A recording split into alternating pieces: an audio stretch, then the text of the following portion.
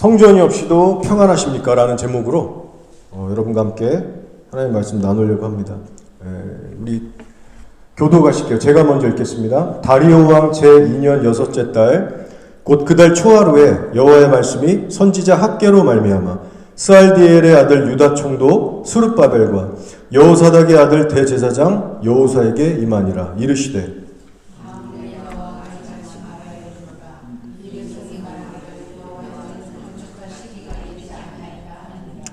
여호와의 말씀이 선지자 학개에게 임하여 이르시되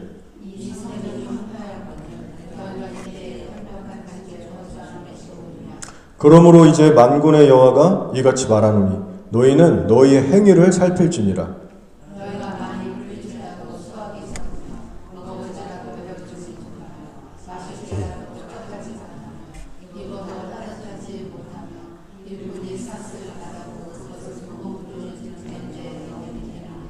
만군의 여호와가 말하노니 너희는 자기의 행위를 살필지니라.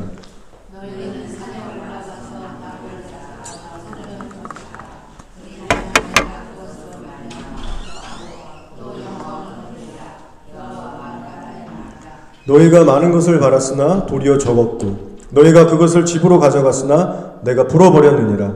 나 만군의 여호와가 말하노라. 이것이 무슨 까닭이냐? 내 집은 황폐하였을 때 너희는 각각 자기의 집을 짓기 위하여 빨랐음이라.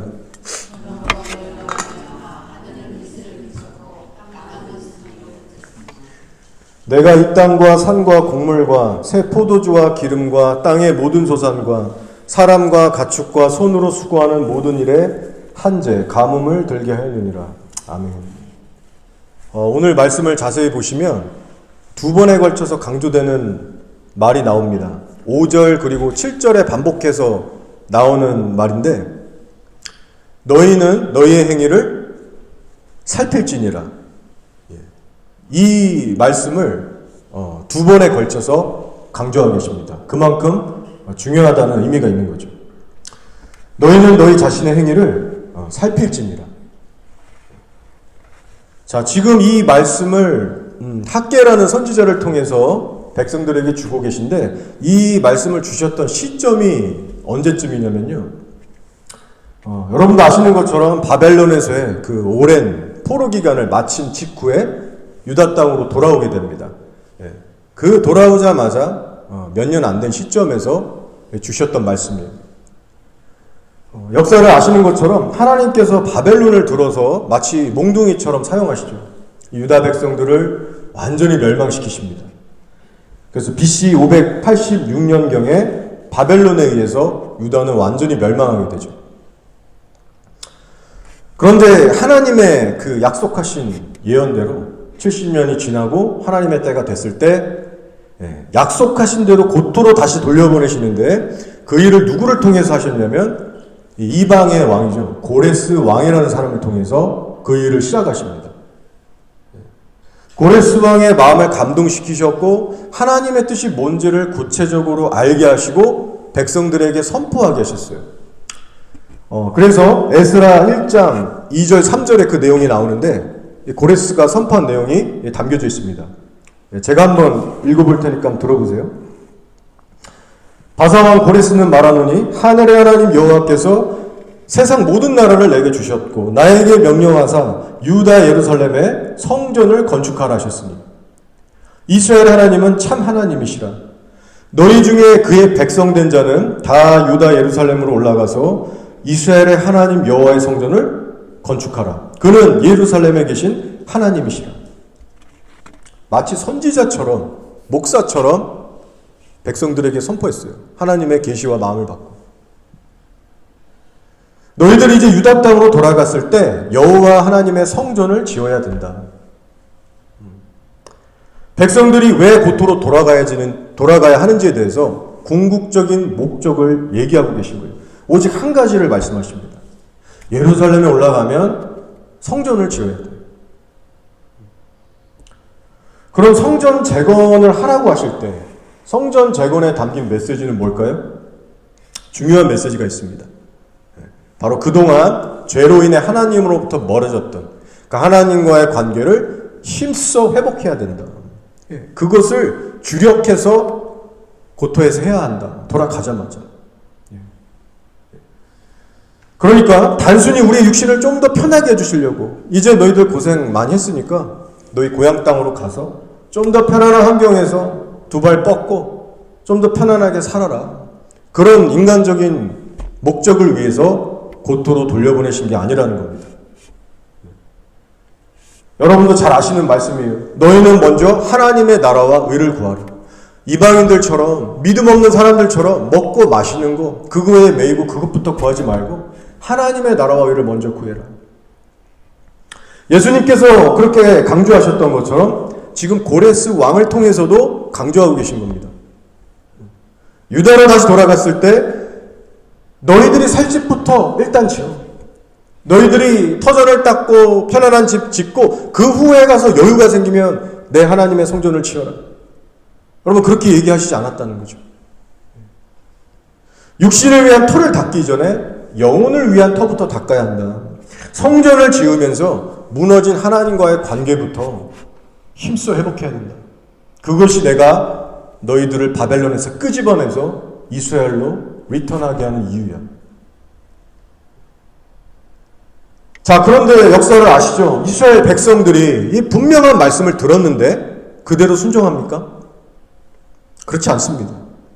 유다로 돌아온 지 약 고작 2년이 되는 시점에서 성전 공사를 중단하게 됩니다. 결코 하나님의 뜻이 아니었죠. 그렇게 성전이 중단된 지 약 16년이라는 긴 세월이 흐르고 난 뒤에 학계를 통해서 이 말씀을 받게 된 거예요. 즉 백성들이 극적으로 고향 땅에 돌아와서 약 16년 동안 사는 동안 하나님에 대한 간절한 믿음이 없이, 하나님과의 친밀한 교제가 없이, 어떤 신앙에 대한 열정이 없이 육신적으로 살았다는 거예요. 하나님께서 참다 못하셔서 이 학개와 스가랴 같은 이 포로 후의 선지자들이죠.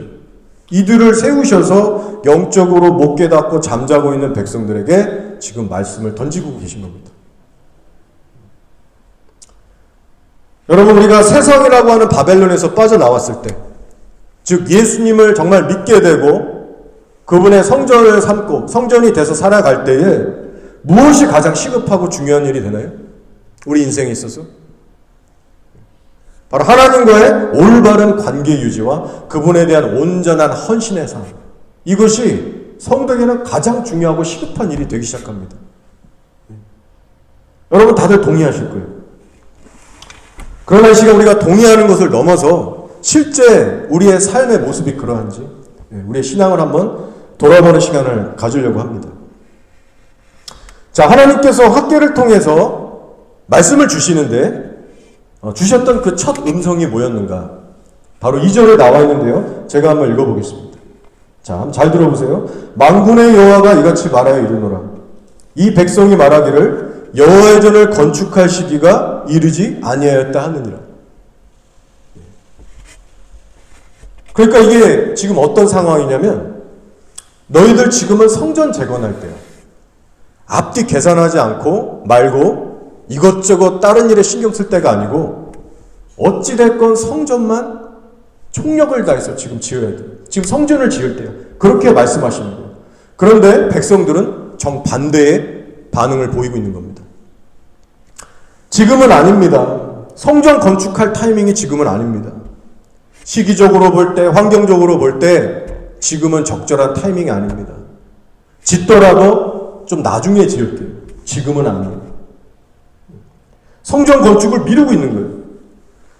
그래서 이 상황을 우리가 얼핏 잠깐만 보면 이거는 언제 성전을 지어야 되나? 짓긴 지을 건데 언제 지어야 되나? 단순히 타이밍에 대한 문제로 하나님과 백성 간에 변론하는 것처럼 보일 수 있어요. 하지만 이 상황은 여러분도 잘 아시는 것처럼 단순히 시기를 논하는 그런 타이밍의 문제가 아니었습니다. 지금 이 상황은요, 사탄과의 영적 전쟁에 있어서 정말 보란듯이 타협하고 굴복하고 패배당한 이 유다 백성들이 정말 그 무기력한 상태에서 변명하고 있는 상황이에요. 변명이에요, 변명. 하나님 지금은 당신의 성전을 건축할 시기가 아닙니다. 이 변명 속에 감춰진 속내가 뭐냐면 성전을 짓기 위해서 고생하고 그 십자가 지기 싫다는 거예요. 한마디로. 속을 파고 들어가 보면 성전을 짓긴 지을 건데 시기의 문제를 논하는 게 아니라 신앙으로 인해서 내가 세상과 부딪히는 것이 싫고 또 두렵고 부담도 되고 그래서 대가 지불을 안 하겠다라고 하는 그런 신앙 상태인 겁니다. 그래서 성전을 포기한 거예요. 쉽게 얘기하면 편하고 안전한 신앙생활을 선택한 겁니다. 굳이 격렬하게 싸우지 않아도 되는, 굳이 십자가의 길, 그 험한 길 안 가도 되는, 적당히 해도 되는 신앙생활의 길을 택하고 만 거예요. 자, 이때 배경 상황에 대해서 좀 더 설명해 보겠습니다. 유다 백성들이 고토로 돌아왔잖아요. 근데 처음에는 꽤 잘했어요. 약 2년 동안은 각 해마다 성전에 이 기초를 놓고 거기다가 초라했지만 번제도 드리고 예배도 드리고 그곳에서 하나님을 예배했습니다. 처음 2년간은 잘했어요.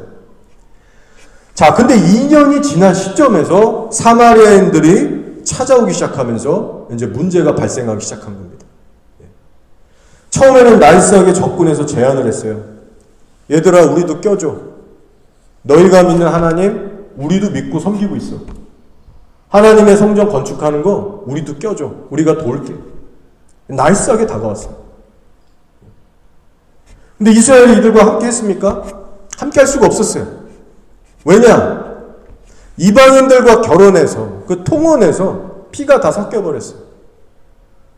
이스라엘의 정통 라인이 아니었습니다. 근데 더 중요한 건 단순히 피가 섞였다는 것보다 영적인 출처가, 뿌리가 달랐어요. 이 사마리아인들은 한마디로 오늘날 WCC하는 그 혼합주의자들과 똑같았습니다.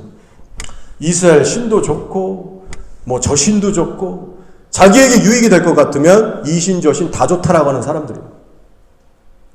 그러니까 이스라엘이 이것을 뻔히 알고 있는데 어떻게 그들을 껴줄 수 있겠습니까? 다신론자주의들인데. 그래서 여러분 혹시라도 성경을 보시다가 오해하시면 안 됩니다. 이 사마리아 사람들 하는 말 보니까 나도 너희 하나님 믿고 섬기는데 같이 하자. 얼마나 나이스한 사람들입니까? 나름 순수해 보이잖아요. 왜 이스라엘이 이렇게 냉정하게 거절했을까? 너무한 거 아니야? 그렇게 오해하시면 안 된다는 것을 짚고 넘어가는 겁니다. 어쨌든 안 된다라고 이스라엘이 거절했어요. 그랬더니 그때부터 이들이 앙심을 품기 시작하면서 이제 막 성전 건축을 방해하기 시작했습니다. 관리들을 뇌물로 매수해서 공사를 방해해 놓기 시작하고 나중에는 누구예요? 아닥사스다 왕의 시절이 됐을 때는 컴플레인 편지까지 써서 막 모함하고 막 중상모략해서 이제 공식적으로 법적으로 성전 건축을 중단하라는 그 왕의 조서가 내려지기까지 합니다.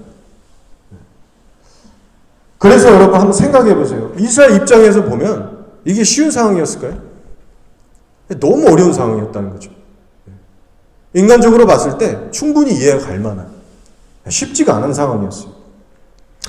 하나님의 때가 차서 하나님의 인도하심을 따라 고토에 왔어요. 그리고 시키는 대로 성전 지으라 해서 졌어요. 근데 탄탄대로가 펼쳐지지 않았습니다. 하나님의 뜻에 따라 성전을 짓는데 왜 이렇게 큰 방해와 공격들이 있는지 혼란스럽고 마음이 아주 어려웠을 거예요. 자, 그러나 여러분 우리가 하나님의 일을 시작할 때 이런 방해가 왜 일어나는지를 여러분은 잘 알고 계실 겁니다. 구약시대 성도들보다는 모든 이 영적 세계가 열려버린 우리 신약교회 성도들이 더 많은 이 영분별을 갖고 있죠. 지혜를 갖고 있죠. 지금 사마리아인들의 배후에서 어떤 존재가 조종하고 역사하고 있나요? 바로 원수마귀, 사탄이 조종하고 있습니다.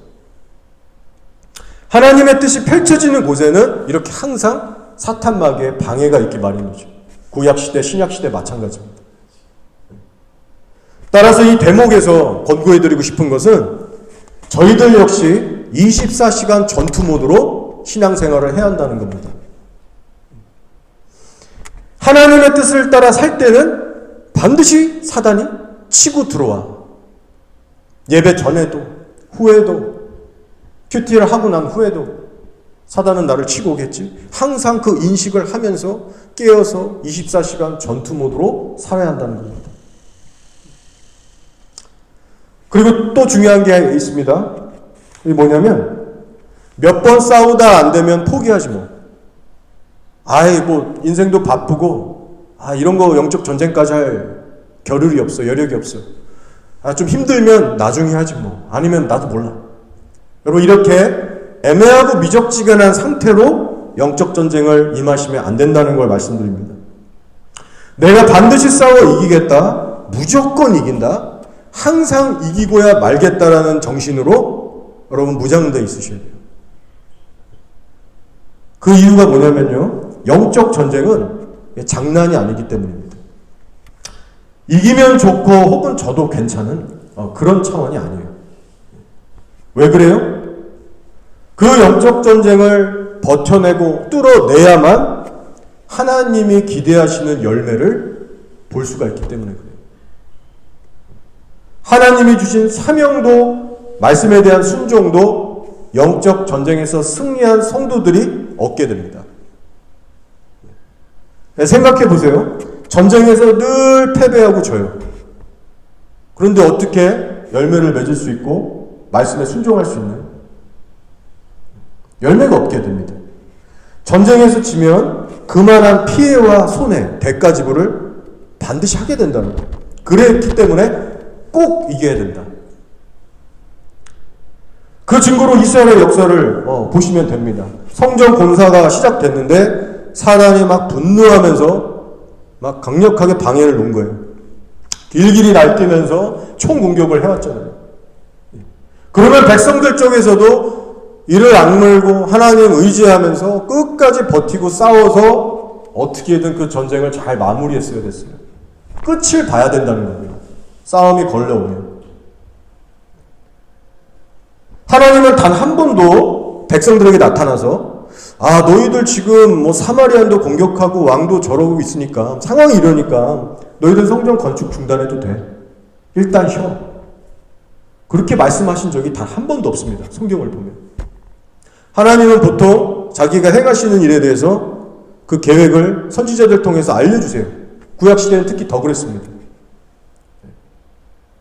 하나님께서 고레스를 통해서 너무나도 분명하게 그 큰 기적으로 말씀하셨어요.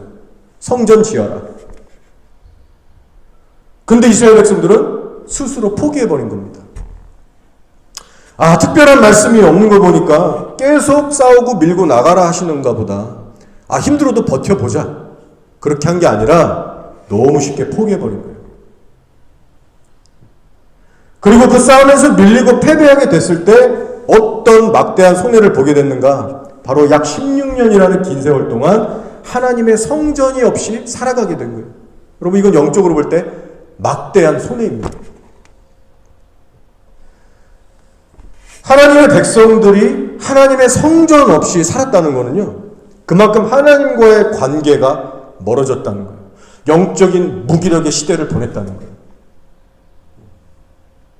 물론 성전이 없었다고 해서 예배를 아예 안 드린 건 아닙니다. 여전히 하나님을 당연히 믿었고 말씀도 낭독하고 기도도 나름 했겠죠. 하지만 예배 중심적인 삶, 하나님과의 친밀한 교제, 그리고 영적 전쟁에 대해서 넉넉히 승리하며 이겨나가는 신앙생활, 하나님이 주신 사명에 불타오르는 삶, 소위 이런 성령 충만한 삶에 대해서는 완전히 거리가 먼 그런 무기력한 기간을 살았다는 거예요. 그것도 하루 이틀 1, 2년이 아니라 16년 동안. 그리고 하나님의 중심의 삶이 안 되다 보니까 여러분 어떻게 이들의 마인드가 흘러갔겠습니까?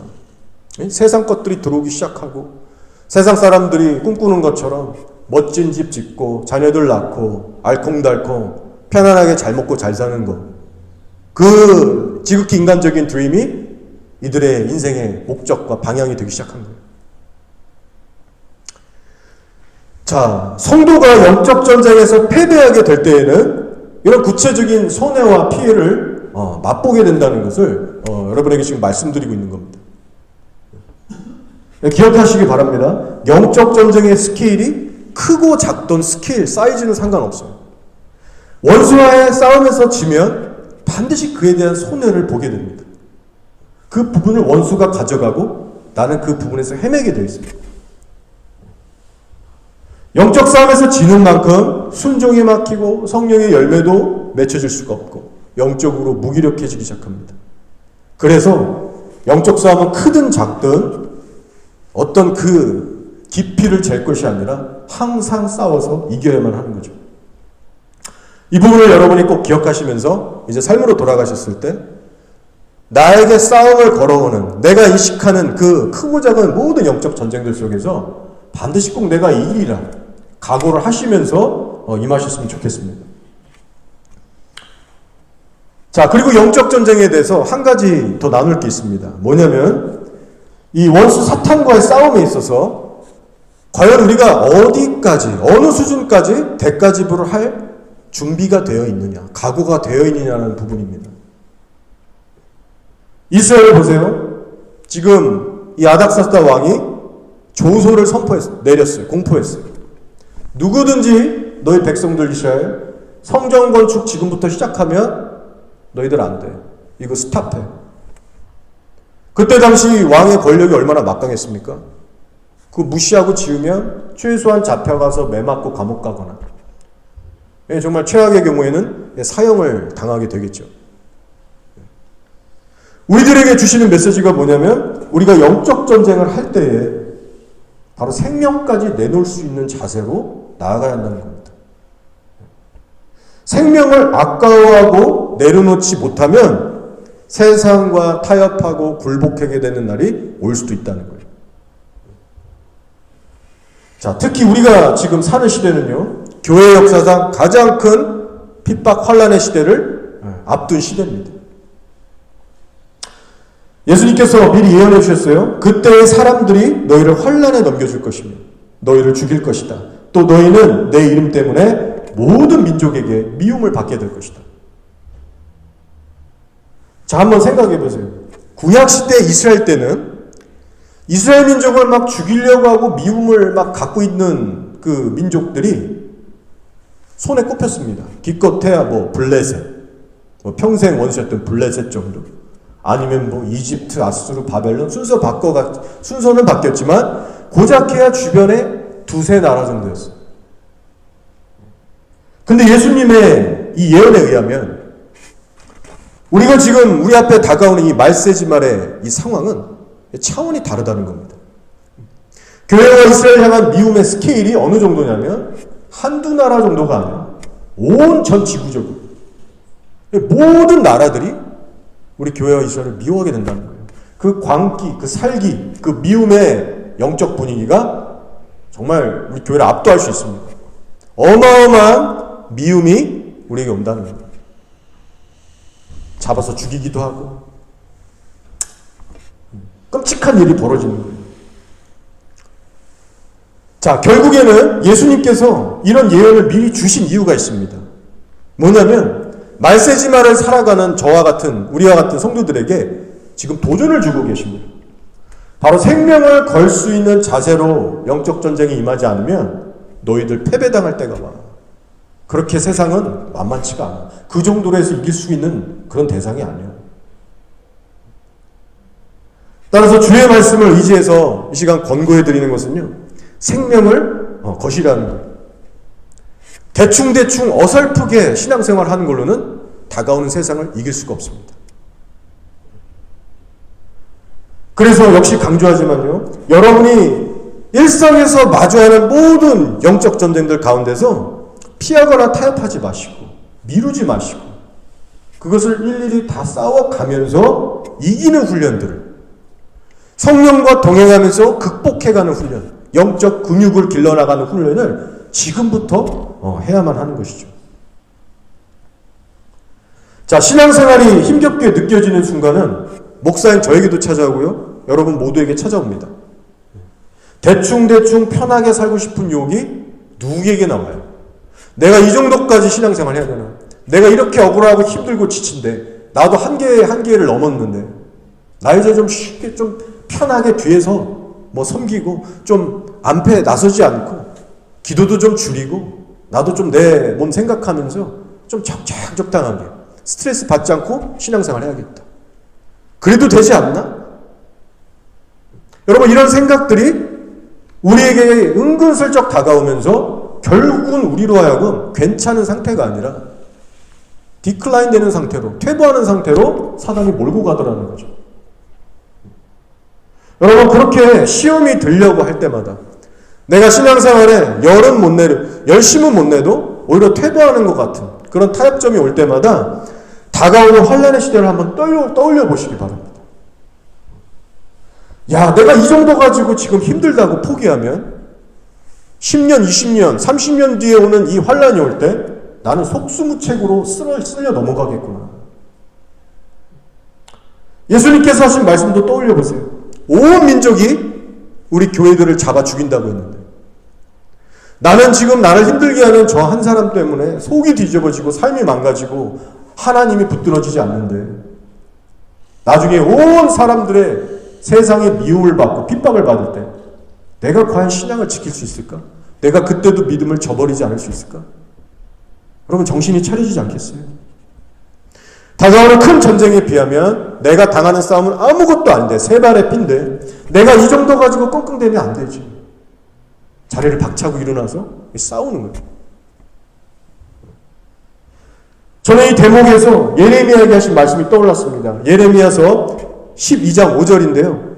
이 어떤 배경이냐면 예레미야의 그 사역을 아십니다. 그 배경을. 악인들 틈 속에서 힘겹게 신앙생활을 했어요. 뭐 맨날 심판의 메시지만 주셔서 전하면 다들 욕하고 때리고 옥에 쳐넣고 수치를 주고 하루 이틀이지 그게 막 10년이 넘어가니까 너무 힘든 거예요. 그래서 어느 순간 타협하고 싶은 마음이 온 거예요. 나 이제 그만하고 싶습니다, 하나님. 이 사역을 좀 내려놓고 싶습니다. 징글징글한 마음이 든 거죠. 그래서 하나님께 막 하소연했는데 그때 하나님이 주셨던 말씀 중 하나예요. 자, 한번 들어보세요. 예레미야 12장 5절. 만일 네가 보행자와 함께 달려도 피곤하면 어찌 능히 말과 경주하겠느냐. 내가 평안한 땅에서는 무사하려니와 요단 강물이 넘칠 때에는 어찌하겠느냐. 하나님 이런 말씀을 하시는 거예요. 야, 너 그 정도의 고난 가지고 힘들어하지 마. 지금 네가 당한 고난의 크기는 마치 보행자와 함께 달리는 수준이야. 사람과 사람끼리 경주하는 그 수준밖에 안 돼요. 근데 앞으로 시간이 지나봐라. 엄청나게 빠른 속도로 달리는 말하고 경주해야 되는 때가 와. 아니, 그걸 넘어서서 요단강이 범람해서 마을을 다 뒤덮듯이 난리가 나는 세상이 찾아와. 너 그때 버틸 수 있겠어? 이 정도 가지고 포기하지 마. 내가 힘을 줄 테니 나를 의지하고 버텨내라. 그렇게 포기하지 말고 계속 싸우라고 힘을 돋궈주시는 그런 대화의 장면입니다. 저는 힘겨워했던 이 예레미야를 묵상하면서요, 바로 저와 여러분 안에도 있는 이 한없이 연약한 우리 인간의 인성을 봅니다. 선지자나 목사나 병신도 다 마찬가지예요. 연약한 인성이 있어요, 우리 안에. 물론 예레미야만큼 우리가 생고생하는 건 아니지만 그래도 우리만의 각자만의 그 십자가와 고난이라는 게 있잖아요.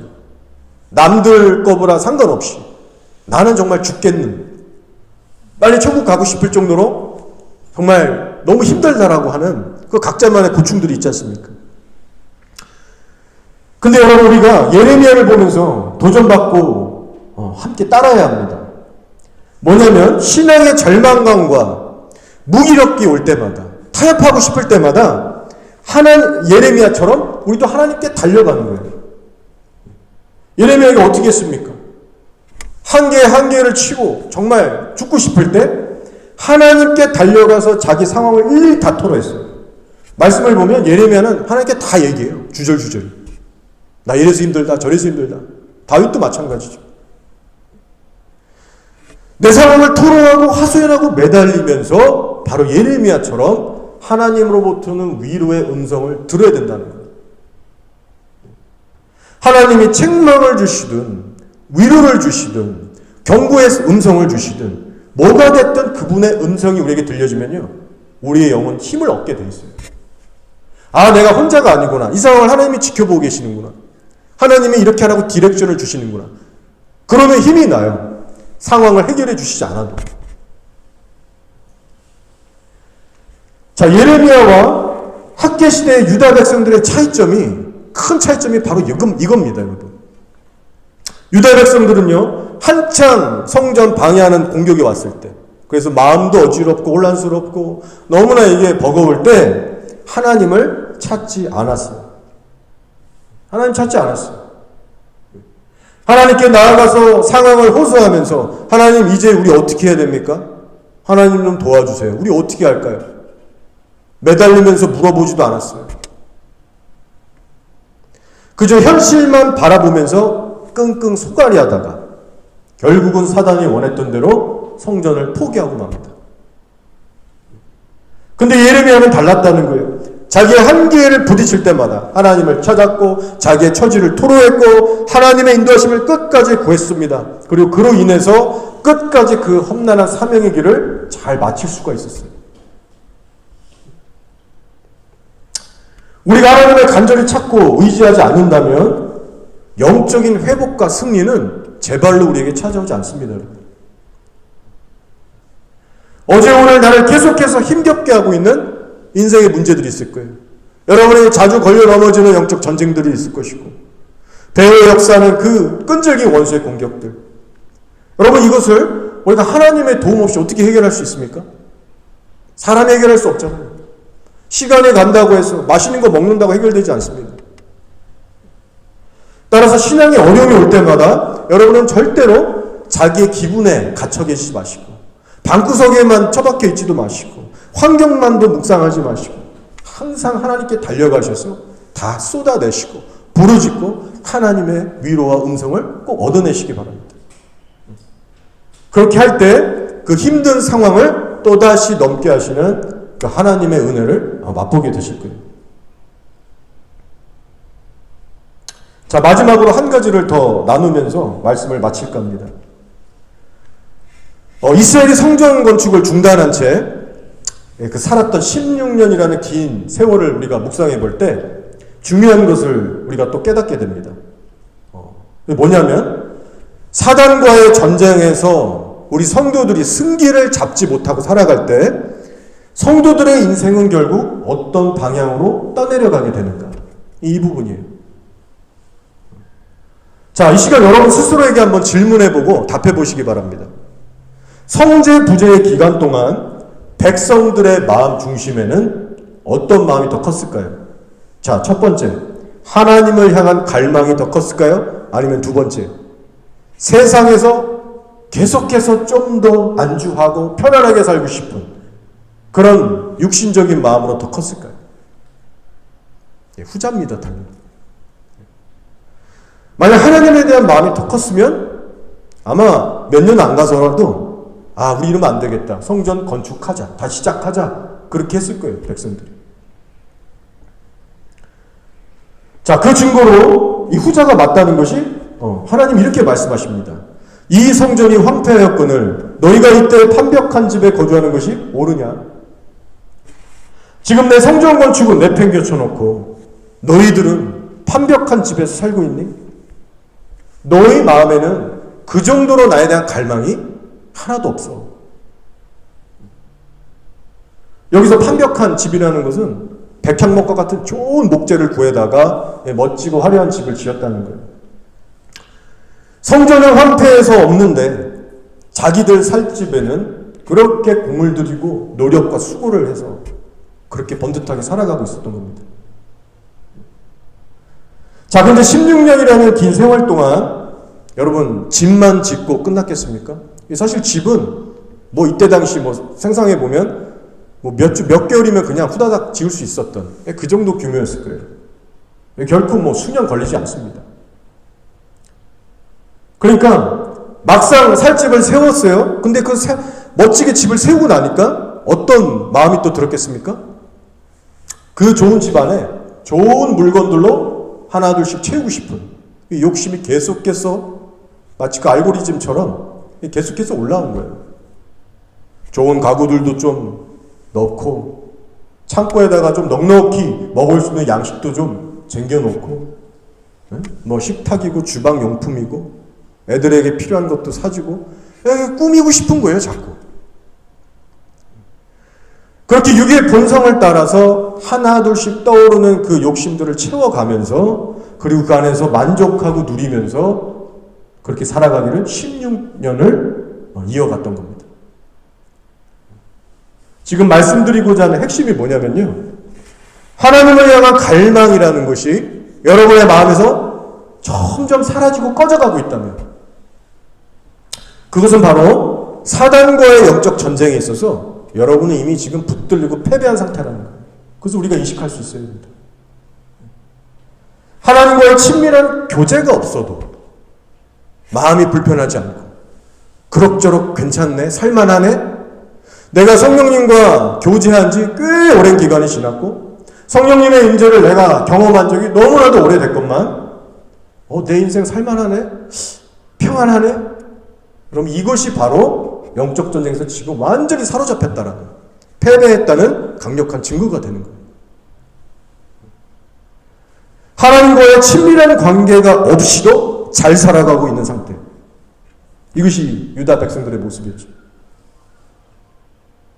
성전이 없이도 평안하십니까? 오늘 설교 제목으로 제가 지어봤는데요, 뼈대가 있는 말입니다.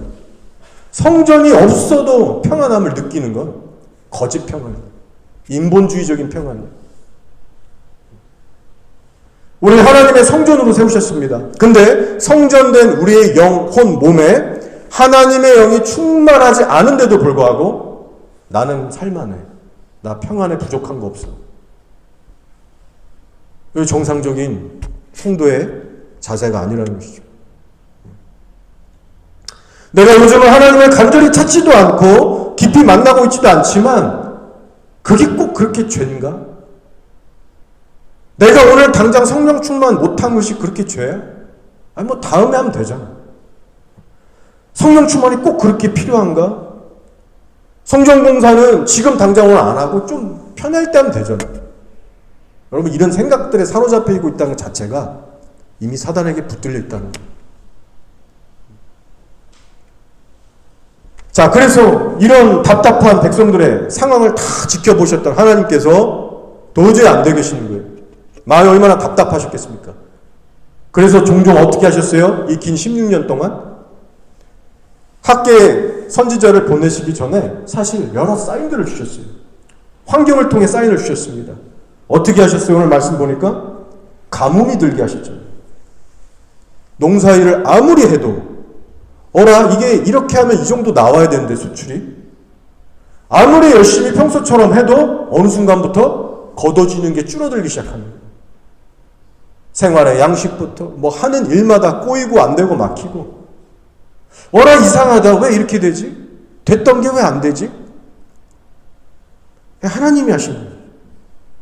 생활의 어려움과 부족함을 주시면서 사인을 주고 계신 겁니다.